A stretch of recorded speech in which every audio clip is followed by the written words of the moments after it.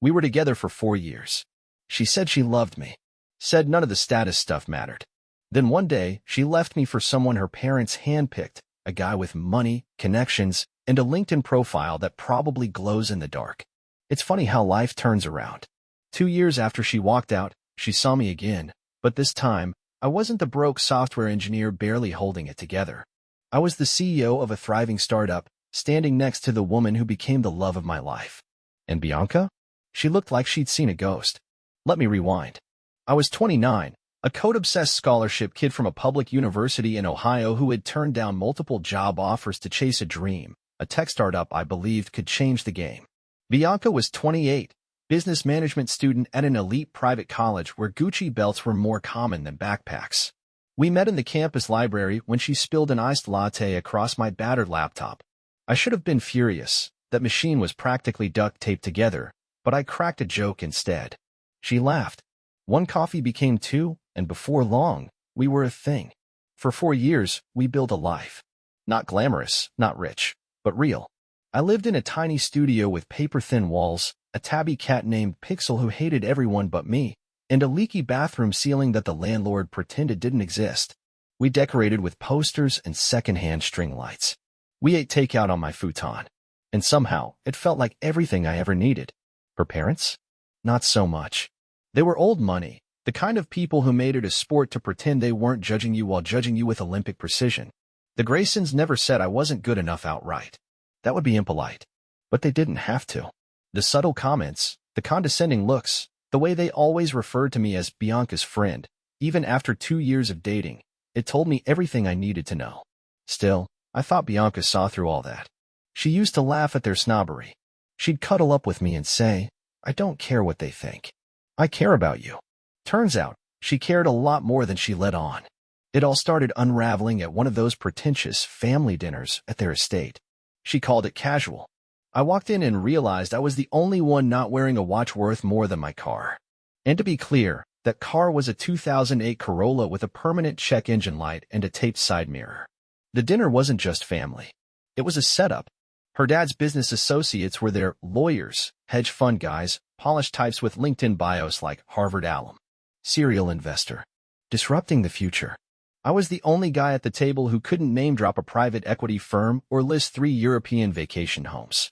Bianca's dad smiled at me over his whiskey, the kind of smile that doesn't reach the eyes, and asked, "Still working on that little tech thing?" I corrected him. "Startup. We're in beta testing, making good progress." I didn't mention that we had just lost a major investor or that my co-founder was talking about quitting. Not the vibe. And then came the golden boy, Harrison. Princeton grad, Yale Law, already junior partner at some Manhattan firm with marble floors and espresso machines. Her mom couldn't stop gushing. "You two have so much in common," she said, pushing Harrison into the seat next to Bianca like she was setting up a high-end chess piece. And I watched the entire dinner unfold like I wasn't even there. Bianca smiled at Harrison's stories, laughed at jokes I knew she didn't find funny, asked about his condo in Midtown like she hadn't just complained about our leaky bathroom 2 nights ago. And she didn't defend me. Not once. And that's when I knew NWE didn't break up that night. Not officially. That came a week later, when she sat across from me at our tiny kitchen table and said she needed stability. Said her family made her realize that. Said she loved me, but needed a future with someone already there, not someone still figuring it out. And I knew what she meant. And she meant Harrison. And she left. Moved out in a weekend. And by the next Friday, she was posting pictures of herself at a luxury resort in the Hamptons, smiling next to a guy in a tailored suit. In caption, "Found my forever." And I was still sleeping on the same mattress, still stepping over Pixel's toys. Still buying her favorite cereal by habit. But I didn't fight it. Didn't beg. I let her go. And then I fell apart. After Bianca left, I lost everything in slow motion. My startup crashed hard. We'd been holding on by threads, and her leaving took the last ounce of motivation I had. Our prototype failed a key demo, the investor backed out, and within a month, I was shutting everything down. No revenue. No runway. Just red flags. I couldn't afford rent anymore. Said goodbye to my studio, packed what I could into trash bags, and crashed at my buddy Caleb's place, a 1-bedroom he shared with his girlfriend, but he cleared out the laundry room for me. Pixel and I slept on a foam mattress between a stack of moving boxes and a space heater that made weird noises at night. That's real friendship. I picked up whatever work I could find. Day shifts stocking shelves. Night shifts delivering food. Uber Eats paid just enough to keep me alive, and even then, most nights ended with me counting coins to figure out if I could afford real dinner or just another energy bar. And while I was spiraling, Bianca's new life was on full display. Jet skis and Turks and Caicos. Private dinners and rooftop restaurants. His and her spa selfies. It wasn't even about her anymore. It was about what her family had always believed. That I was the wrong choice. And it felt like they were right. The lowest point? I remember it perfectly. It was a Tuesday. Hot. I was sweating through my shirt, halfway through a 10-hour delivery shift in a car with no AC. I stopped at a downtown cafe to grab an order, walked in, and froze. Bianca, sitting outside on the patio, laughing, wearing a sundress I'd bought her for her birthday 2 years ago. And across from her, Harrison. Still perfect. Still smug. Still in his damn sunglasses. She saw me. We locked eyes for maybe 2 seconds. She didn't flinch. Just gave me that polite, distant smile people save for waiters and Uber drivers. Like I was nobody. Like I hadn't once been her everything. That broke something in me. I went home. Deleted every app. Instagram. Facebook. LinkedIn. Gone. I ghosted my old life completely and made a new promise. No more feeling sorry for myself. No more staring at her perfect world while mine burned down. Rebuild. That was the only option. I started small. Refocused my skills. Reworked what had failed. Took every lesson I learned from my last startup and used it to design something better, not flashy, not made to impress VCs over cocktails, but practical. Something real. I stopped talking about building something and started doing it. For hours of sleep a night. Uber by day, coding by night. Caleb kept me sane. Made sure I ate, checked in when I disappeared into workholes, and even helped test early versions of the product when I needed feedback. He didn't always understand what I was doing, but he believed in it. In me. That was enough. For a year and a half, I disappeared from Bianca's world. No posts. No likes. No trace. And in that time, I built the version of myself I always believed I could be. My second startup was different. No hype. No distractions. Just a B2B legal tech tool, AI-powered, contract-focused, lean, and scalable. The kind of thing that makes junior law associates panic because it could do in seconds what they used to bill hours for. Not glamorous. But it worked. Our first client? A mid-sized law firm in Chicago. Then another in Denver. Then 2 in New York. Word started spreading. Within months, we were on fire. I hired a small team. Opened a humble office. Got investment offers I actually turned down. We were profitable, independent, and finally, stable. One day, I Googled Harrison's firm for the first time in over a year. Guess what industry they were in? Corporate legal services. The exact type my product was automating. The same field I was now quietly disrupting. That's when I realized I didn't have to get revenge. I just had to keep going. Because my very existence now, my growth, my success, my name showing up in industry articles, was dismantling the world Bianca had chosen over me. Without me lifting a finger. The first time I saw Bianca again, really saw her, was at a high-profile industry event in New York. I wasn't even supposed to attend. A last-minute invite came through after one of our clients dropped my name to the organizers. Suddenly, I wasn't the guy begging for meetings. I was the guy people were lining up to meet. I stepped into that ballroom in a tailored suit, one that actually fit this time. Custom. Sharp. A long way from the second-hand blazer I wore to dinner at her parents' place. After my talk, where I outlined how our AI contract system was shaving millions in legal fees for enterprise clients, I was surrounded. Executives. Founders. Even a few people from firms that had laughed us off early on. Then I saw her. Bianca stood across the room next to her parents, who looked smaller than I remembered. Less smug. Her dad's fake confidence didn't survive the way his jaw clenched when our eyes met. And Bianca? She froze. She wasn't wearing that shiny Instagram smile. There was no champagne glass in the air glow. She looked stunned. Like she'd just realized the guy she dismissed had become someone she couldn't ignore. She didn't approach me. But I saw it in her face, a flicker of something real. Maybe regret. Maybe guilt. Maybe just the realization that she'd bet on the wrong future. From that point on, everything accelerated. We scaled hard. Offices in San Francisco and Austin. Then London. Then Singapore. The product was lean, legal teams were switching over, and law firms like Harrison's? They were scrambling to keep up. Their junior staff couldn't compete. Our software did in minutes what used to take entire departments. The irony? We were saving firms money, just not his. A few months later, Bianca's dad emailed me, congratulated me, said I was doing incredible work and that we should catch up over drinks sometime.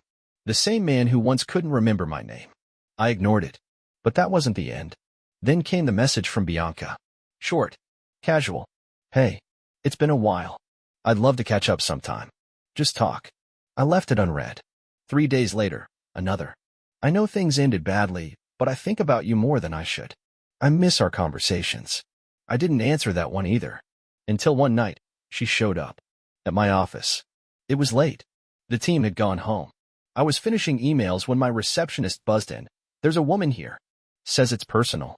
I already knew who it was. She stepped in, heels clicking softly on the polished concrete. She looked around the space, exposed brick, floor-to-ceiling windows, designer furniture I once would have considered excessive. She smiled, but it was shaky. Nervous. Hey, she said softly. I leaned back, arms folded, said nothing. She hesitated, then tried again. You've built something amazing. I'm really proud of you. I didn't blink. Finally, she dropped the act. I made a mistake, she said, her voice cracking. I let them talk me into giving up something real for something safe. I didn't believe in you when I should have. I didn't believe in us. I tilted my head. Us. She nodded. Maybe we could start over. Just talk again. I stood up, adjusted my cufflinks, walked over slowly, then paused. You didn't believe in me when it mattered, I said. You left when I was struggling. You didn't want the work. You wanted the result. But now that I am the result, you want back in. Her eyes welled up, but I was done. Then, the door opened behind me. In walked Elle, my girlfriend, a product designer who helped reimagine the UI for our latest rollout. Brilliant. Confident. The kind of woman who saw me at my lowest and said, let's build something together. Bianca's face drained of color. I gave Elle a kiss on the cheek and turned back to Bianca. You were right, I told her. I did need someone more stable. Someone who believed in me before the headlines. I walked Bianca to the elevator, held the door, and smiled one last time. I hope you find what you're looking for. Just not here. Then I watched the doors close. That should have been the end of it. But life? It likes a good twist. A few weeks after I shut that elevator door, news started circling in our industry. Harrison's firm was in serious trouble. Rumors of layoffs, partners jumping ship, clients disappearing almost overnight. I didn't have to wonder why. I knew. Our software was quietly taking over their market. Not because we were trying to destroy them, but because we were simply better. Faster. Cheaper. Smarter. The exact things their firm had once mocked me for pursuing. Turns out, they were charging clients for hours of work that we could complete in minutes. The old way wasn't just inefficient, it was unsustainable. And it was crumbling. Then came the phone call. Bianca's father. Again. This time, his tone was warm. Fatherly. Like we hadn't spent 4 years pretending I didn't exist. He said we should talk. Said the past didn't matter. Said he respected what I built. Then, finally, he got to it. Bianca's been going through a rough time. I think, maybe if you two just talked. I hung up before he finished the sentence. Because it wasn't about love. It was about optics. They were sinking, and I was the lifeline they once cut loose. I never returned another message. And then came the moment I'd waited for, even if I didn't know it. A global law tech conference. A panel I was speaking on. The spotlight was hot, the cameras were rolling, and the moderator was talking about how AI was revolutionizing legal work, referencing my company as the trailblazer. And in the audience? Harrison. He looked like someone had hit pause on his life. The dawning horror in his eyes when he realized I was the one behind the disruption, it was unforgettable. He didn't say a word, just sat there as I walked off stage, shook hands, and smiled for photos. A week later, I heard through a mutual connection, Harrison had snapped during a strategy meeting, slammed a table, yelled about tech punks ruining the profession, accused his own team of incompetence. And the worst part for him? His bosses agreed with me. We weren't the threat anymore. We were the future. That wasn't even the final blow. 3 months later, we acquired a niche legal analytics firm, one of Harrison's key competitors. Within weeks, several of his top clients jumped ship to our platform. Not because I asked them to, because they saw the writing on the wall. His firm was bleeding. He was demoted, lost equity, became just another name on an office door. Bianca? She faded too. I saw her one last time, Years later, in an airport lounge, I was flying to Tokyo to finalize our expansion into the Asian market. She was sitting alone, staring at her phone. No ring, no sparkle, no smile. She looked up and locked eyes with me.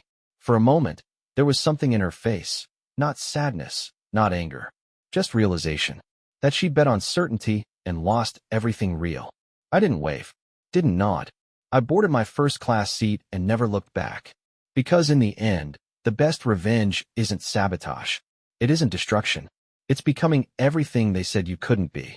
And knowing, deep in your bones, that you never needed them to begin with.